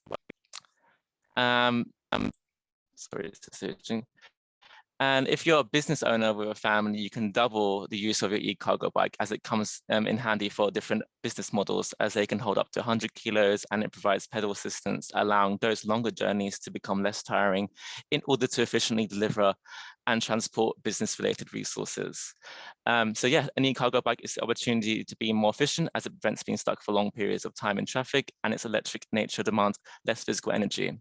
You'll be cutting down your fuel, parking and maintenance costs, all while reducing your CO2 emissions into your local community's air. And finally, if you brand your e-cargo bike, you'll be advertising on initiatives to a wider public audience. So it is a win-win opportunity. Whilst yes, indeed, it may not work for every business model, e-cargo bikes can assist in an important variety of models. For example, it's been proven useful for people working freelance or on short-term contracts in the gig economy, businesses such as Deliveroo, Uber Eats, and so on. Although many use conventional hybrid bikes, the majority use motorbikes for longer distances, which could be replaced by e-cargo bikes in this instance, for example. Secondly, courier services that provide short A to B deliveries that are used in the medical industry, media, retail, as well as manufacturing industries could also highly benefit from using the bike. Most evidently, e-cargo bikes have benefited the delivery industry. I'm not sure if anyone's around Chiswick, or if you've been around Chiswick, you'll see many e-cargo bikes going back and forth in the roads. Yeah, they're using delivery services, such as bakeries, food shops, pharmacies, dry cleaners, amongst others. For this local model, some businesses have come together to share an e-cargo bike and store it in a local third-party location. So it can be used essentially by many businesses if it's stored in one location, for instance. For larger delivery services, if we assume that the capacity of cargo bikes is about 1/10 of conventional vans, this can mean that 3 vans could be replaced by 1 sustainably friendly truck and 6 e-cargo bikes. An example from this is from DHL in Frankfurt, who has demonstrated that 4 e-cargo bikes can replace 2 conventional vans. They can also be used as service vehicles by plumbers, electricians, engineers that need to transport tools and resources for their services. A famous example of this is the Cycle Sparks plumbing business in East London, who have been able to expand their business through the savings that have been made by using e-cargo bikes. And finally, we have postal deliveries and urban consolidation centers such as micro depots, where e-cargo bikes can be used for those last-minute deliveries. In Nuremberg, for example, 2 micro depots have been able to replace 10 trucks by 6 trucks and 5 bikes, with the potential to progress into 3 trucks and 8 bikes for their delivery handling for last-minute deliveries. Not only can they profit multiple businesses, they can also create long-term benefits for society as a whole. As we have mentioned previously, they can cut down many businesses' costs and contribute to environmental and physical well-being. On the medium term, this can translate to more profit that can be reinvested in the company, either increasing salaries or investing in more sustainable initiatives to meet more climate change objectives. And for the longer term, the increased visibility of e-cargo bikes will create more demand for adapted infrastructure and simultaneously reduce costs associated to them due to reinforced investment. Finally, it will minimize congestion and improve air quality for all. So yes, thank you for listening to this relatively short presentation. If you have any questions about the scheme or any inquiries, please go directly to Pedal My Wheels, who are our providers for this. They work in partnership with the council. And for any other questions, feel free to contact me at hassankamal@hounslow.gov or my colleague Layla. Thank you so much for listening. Thank you very much. What sort of money are we talking to buy an e-cargo bike? So to buy them, they'll be relatively £3,500. They're an expensive model. Obviously, they're electric and pedal assisted, but for renting them, they can, after the 1-month trial, it can be £150 per month. I mean, if you compare that to how many deliveries you can make with it, how it can benefit your health and well-being, I think it is a good cost-effective measure to be honest. And we've heard from many people in Hounslow that they have benefited widely from it. So I definitely think it's cost-effective in the end of the day. Thank you. And you just cover Hounslow, you don't cover any other boroughs at the moment? So this is a Hounslow initiative. If you check your local council, they may have a scheme similar to this, or they might have their internal e-cargo bike scheme themselves, but we work with Pedal My Wheels and we are focused on Hounslow only.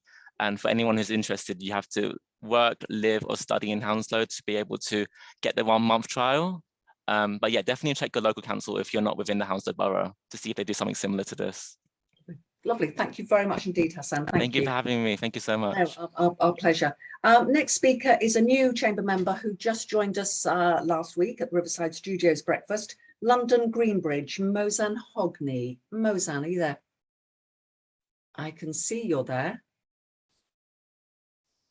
Hello, Mozan. Hello. Hello, hi. Do you Hi. want to, yeah, the floor is yours. Yeah, can you hear me? Yes, we can.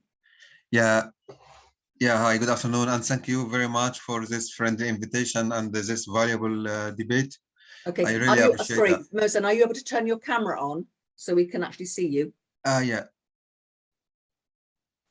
Brilliant. Okay. Yeah. That's great. Thank you very much. Thank you very much for the invitation and for the valuable debate. The whole presentation really interesting. Unfortunately, because I have just joined the chamber a couple of days ago, so I didn't find enough time to prepare slides. So I will say a briefing about our non-profit organization, London Greenbridge. In short, we do 3 different activities: planting trees and public meeting with people to spread green awareness. And we have a research unit to publish the latest research about the green energy. While we are at the moment talking about the climate change crisis, the temperature in the UK is rising to 38 degrees centigrade. The Met Office and the Mayor of London have warned against going out in this weather. Not only that, but wildfires have erupted in France, Spain, Portugal, and Greece. All of this is a result of global warming and climate change. What I want to say is that the danger is imminent. It's getting closer and closer. This requires all of us to take urgent action and to put climate change crisis at top of our priorities. We as the London Green Bridge organization believe in this cause and endeavor fight for it. We are still awaiting funding, but we are spending our own funds on the groundwork. We are now making the preparation to start planting trees as well as arranging public meetings to raise green awareness, as well as to start of scientific research as soon as possible. London Green Bridge has a short-term plan that will begin next September as we start our tree planting program, as well as arranging public meetings to spread green awareness in Britain's schools, universities, and public libraries. London Green Bridge also has a long-term plan of transferring good environmental practices and initiatives to African, Middle Eastern countries and other regions that needs environmental support in order to combat climate change. In order to achieve these goals, we need your support. We need experts and volunteers to join us. We also need to buy trees at reasonable price. We also need to know the places that require trees most. We and others, if we succeed in this task, we will be able to make a real difference. Together, we will be able to reduce carbon emissions. There is another challenge facing us all, which is the Russian-Ukrainian war and the ensuing sanctions against Russia that lead to a rise in energy prices. All this made a number of European countries return to using coal to compensate for the loss of Russian gas. This goes against the green agenda and sustainability. Therefore, the situation requires redoubling of efforts for all of us. Now, I'm going to give you a brief about London Green Bridge organization. Who are we? We are international non-profit research and policy organization that aims to tackle environmental and development challenges. My name is Mohsen Hosni. I am the founder and the executive director. My partner is Dr. Zahran, who works for the Saudi Embassy in London, so he has valuable connections in the Middle East. We aim to build a green bridge between the global north and the global south for deeper understanding of urgent environmental issues and priorities. One of our main goals is to spread green awareness and exchange experience between countries in the global north and the global south. We also aim to accelerate the sharing of ideas and solutions to common challenges of decarbonization in urban areas. We hope we can make a real environmental difference to save our planet. Our three main activities are: number one, planting of trees; number two, public meetings with all stakeholders, especially young people, in order to spread green awareness; number three, research unit to arrange seminars and publish the latest research via our website www.londongreenbridge.org. All our activities will start initially in the UK, then expand abroad. Where are we now? At the moment, we are awaiting funds to start our activities, which aim to reduce carbon emissions. We have enlisted the help of some scientists.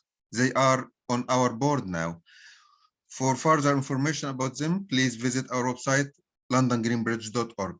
Additionally, we have pursued Professor Hussam Badrawi, a former Egyptian minister, to join us as a chairman of the board of trustees.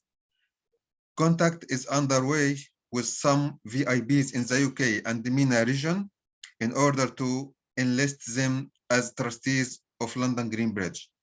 We still need more trustees, more scientists, and more volunteers, and all important funding so that we could launch our activities and programs. Thank you for your time. I hope we will succeed in serving our local community in the UK and all over the world. Carbon is a serious matter, and I do believe that everybody should do their bit to reduce carbon emission for a better life on our planet.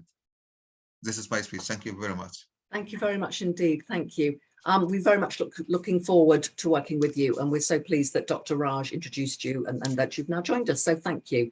And as I say, we look forward to working with you. Right, our last speaker is Dimple Matharoo from our latest patron, DQS. Dimple, you're talking about accreditation and sustainability. Yes, so thanks everybody. That's really good presentations for everybody. Yeah, so we're a certification body accredited to various international standards. Sorry, Dimple, we seem to have some feedback. Has everybody got their camera, their microphones muted? Yeah, is that okay? I can hear some feedback. Okay, 1 second, let me just close.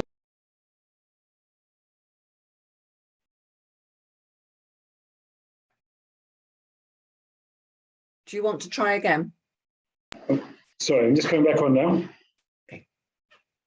Is that better? Yeah, that's better for me. Yeah. Okay, sorry. Yeah, so we're DQS. We're a certification body in the UK that certify companies to international standards. We're particularly interested in this sustainability event because we certify companies to the general international standards, ISO 14001 and energy management standards. However, we've realized that there is a kind of a marketplace for smaller companies who want to show their environmental credentials.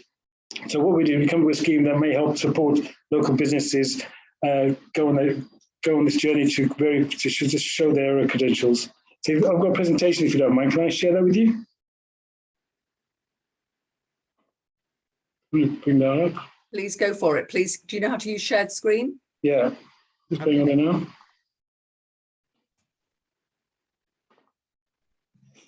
So,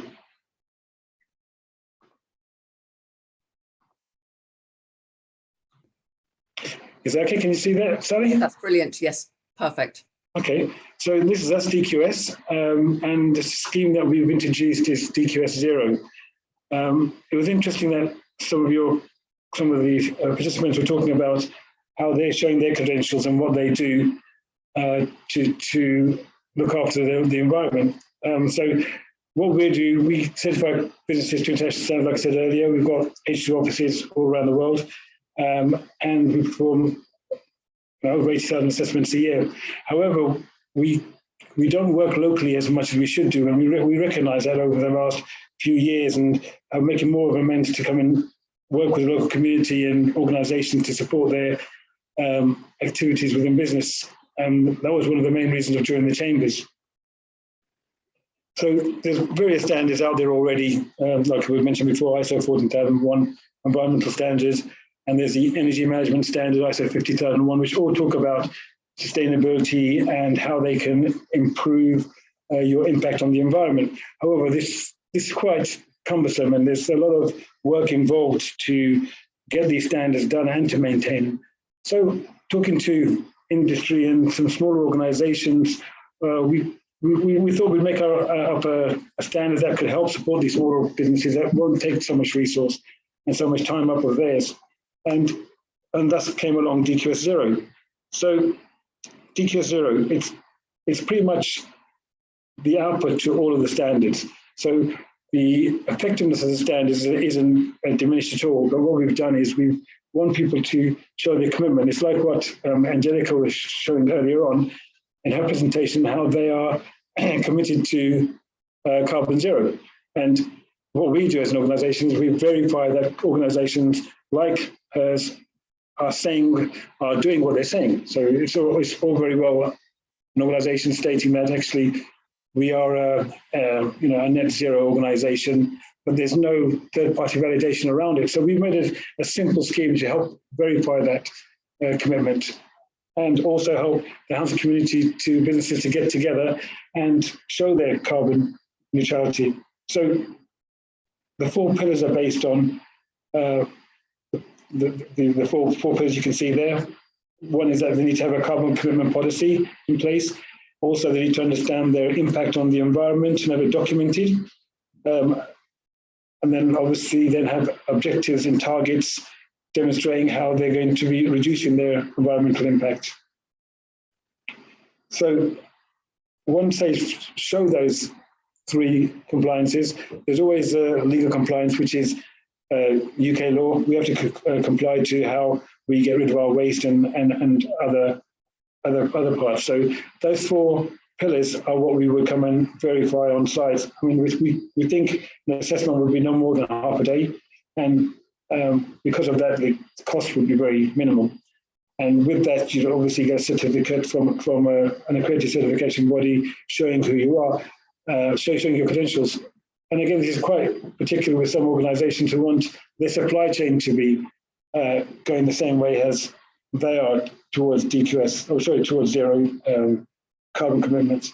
And what this does is helps us verify the supply chain, so organisations can then go to companies that are committed to this zero carbon goal. So with this in mind, we've now introduced this to our existing customer base, and it's going down really well. And we want to introduce it to the chambers and the chamber members and see if there's any benefit for them in the future. We also obviously do normal international standards from quality management systems, sustainability standards, health and safety, and we also do aviation, medical devices, and so on and so forth. But this is one particular one that's quite close to all of our hearts, and we think that we could really push this in the community to make sure that Hounslow meets its net zero goal by 2030, which is kind of being delivered by the government. So again, some benefits for a smaller assessment. I think I just mentioned a few, but in revenue terms, it's cheaper. There's half a day assessment. There's no resource required. If you go for the international standards, there's a lot more maintenance to be done with the processes and systems in place. You need to have procedures. With this, you don't need any of that. It's just your commitment on those 4 pillars, which is validated on the annual basis by our auditors. So yeah, that's us. That's who we are, and that was our idea to support the local community to get to carbon zero. Lovely, thank you very much indeed. One quick question, your last slide was, you said if recognised by Hounslow Council. How's the negotiations going with the council to get it recognised? To be honest, we haven't quite started negotiations with the Hounslow Council, but I think that after talking to Alan and others, I think it's a scheme that we can push forward and help support that, because I think that the supply chain within Hounslow, within the local areas, can all show their commitment towards this carbon goal by getting certified to DQS 0, for example, and that would help the councils and other OEMs to help maintain their supply chain and verify that their supply chain are going towards the same goals that they are. So it would help that process along quite well. And for us, it was the reason of starting this scheme was it's going to be cost effective, not resource intensive, and it's an annual assessment that will make sure that you're on your goal, and you're hitting your targets that you say you're going to hit on that journey. Lovely, thank you very much. Okay, we're almost there. I'm just looking at the clock. We've got 6 minutes to go till 4 o'clock. I don't know about you, but I think we all deserve medals for actually, for lasting the course. Alan, do you want to say a few words? Well, I've got quite a few questions for Ash, but he's gone at 3 Right. o'clock. I did ask him all on the chat, Yeah. so he's given me lots of answers. Good. And we've got the video though for Trash to Go. Oh, brilliant. But perhaps have you got time to show it or not? How long is it? Is Lisa able to tell me how long it is? That I don't know. No. I don't have a copy of it. Oh, I've right. sent it to you in the chat box. I'm just opening it up now. Okay. It says it's 2.5 minutes long. Go on then, 2.5 minutes. Yes, please.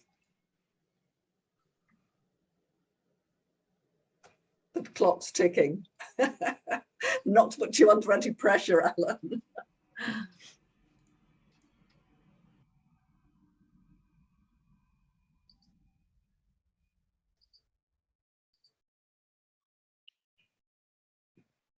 Did you share screen with sound?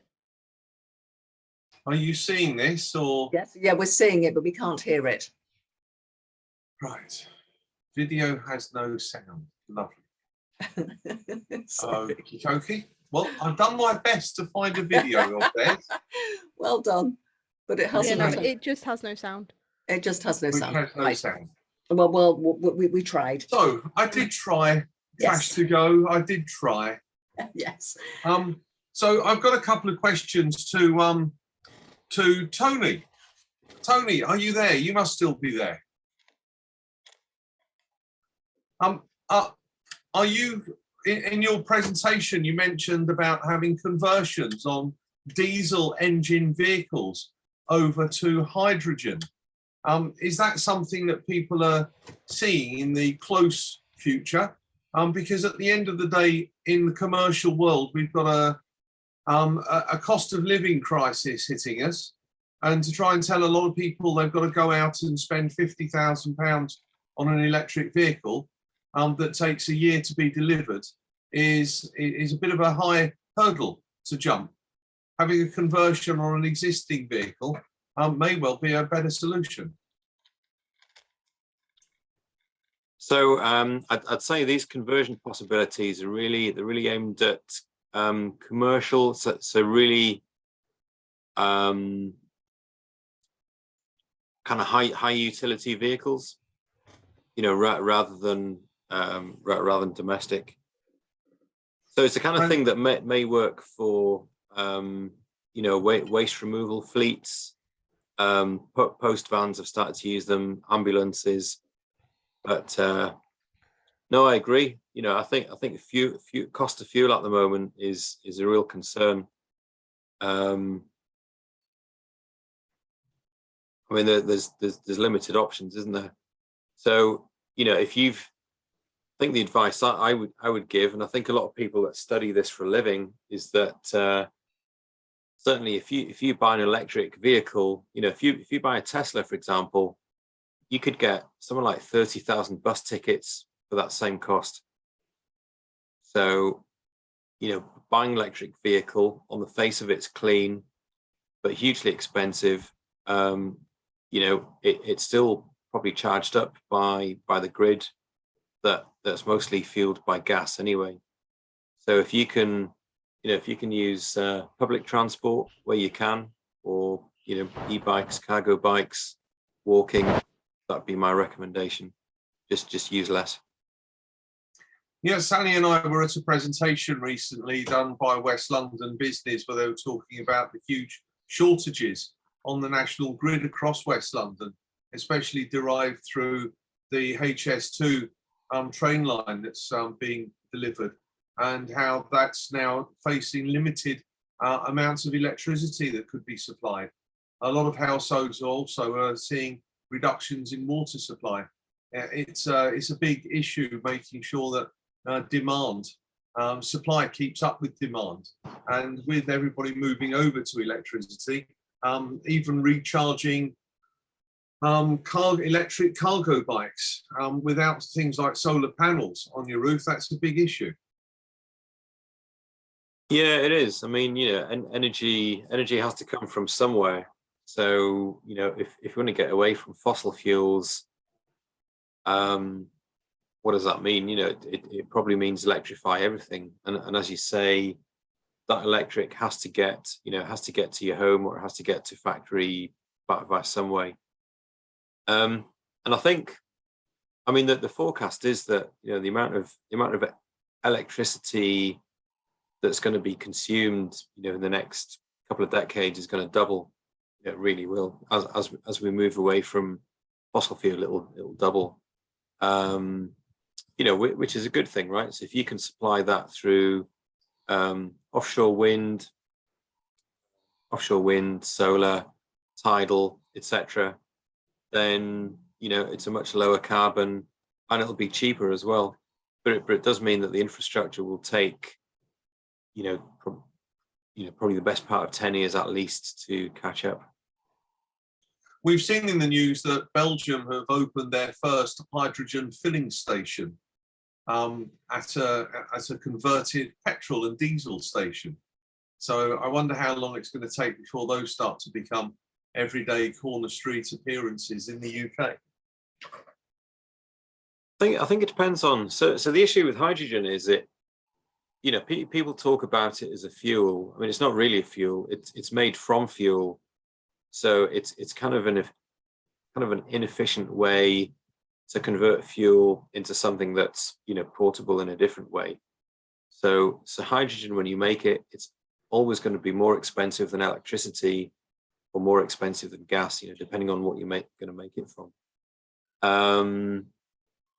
So the trick there is, if you can find a way for, you know, abundant, cheap electricity, then you can make that hydrogen and you can offer it up at a price that's cheaper than diesel. Using grid power, you know, it's going to be a lot more expensive than diesel. So, you know, again, it comes down to economics and thermodynamic efficiency and things like that. So in the UK, I mean, there's already a number of hydrogen refueling stations. There's one at Teddington down the road. I think there's one at Cobham. You know, there's one at Gatwick, I think. It tends to be very expensive. You know, it's quite niche. The way forward for hydrogen, if it's going to work, is really cheap electricity. You know, and that'll be enabled by offshore wind and large scale solar. They just get cheaper and cheaper. I think one of the things that always bugs a lot of people in the UK is that in Wales, the government will put a solar panel on your roof, and the same in Scotland and the same in Northern Ireland. But in England, you have to pay to put them on your roof yourself. And annoyingly, it tends to be England that gets most of the sunshine in the UK. Yeah, it's interesting. I don't know why solar panels are still subsidized. You know, they don't need to be. So the cost of solar panels, they're now 10 times cheaper than they were 10 years ago. So, you know, it's the cheapest form of power you can get for your house. And in fact, I even heard last week that solar panels are now cheaper than slates. Well, lower we to do a plug for somebody, but IKEA do a set of solar panels installed for £5,000. We had ours installed for under £4,000. That was the start of last year. You know, that was including inverter, all the electrics, everything. Exactly. So yeah, you know, for me it's a no-brainer. You know, if you're willing to see it as something that will pay back over, you know, kind of 6 to 9 years. Yes. It's not a free money maker. All right, so a general question, just to put it out there to everybody that's listening. Ash was kind enough to talk about the recycling centres and what happens to your rubbish that's collected once a fortnight in Hounslow, and what happens to it when it gets to the recycling centres and then the processing centres. The key thing that I think a lot of people are interested in the recycling world is, after it gets recycled, where does it actually end up? How much of it goes to landfill, and how much of it is physically recycled into new PET plastic pellets? So one of the companies that's joined our chamber recently is a company that does make machinery for recycling plastic into PET pellets, which we'll be taking along and introducing to Ash when we go along for a tour. But we might invite them to come along as well with us. But I think it's a lot better than exporting the recycled materials to be processed overseas into something. You're exporting something that's not worth very much in a container, which is then costing a lot of money to move around the world. It would be really good to do that type of thing back here in the UK, I think. And for things like plastics, you get a better graded finished product. Those are my only comments, Sally. I just have one last question was put in the registration form. Which industry is now ahead in sustainability and green waste? There you go, Alan. Any answers to that one? Which industry? Sustainability or green waste? Green waste. Well, the answer that I got from Ash says, and I quote, as an action, performance over the last 2 to 3 years at weighing streams, the general waste from Hounslow doesn't go to landfill. It goes to energy recovery facilities. The waste is burnt and the heated energy is then captured, turned into electricity and sent to our houses. So in part, I would say these guys are acting in a very green way. And I just wish that part of that had come out in his presentation, that people realise when you turn your electricity light on, part of that power to do that was created out of the waste that you put in your rubbish and throw outside. Nice thought. Okay, we are now 6 minutes past 4, and I think, well, I personally am rather hot, and we now have a board meeting. So I just want to thank everybody, all our speakers and all our audience for being with us for the course this afternoon. Thank you immensely, and we'll be doing more webinars like this. So please just read the emails that are sent out on a regular basis. Thank you all very much for coming. Good to see you. Thanks ever so.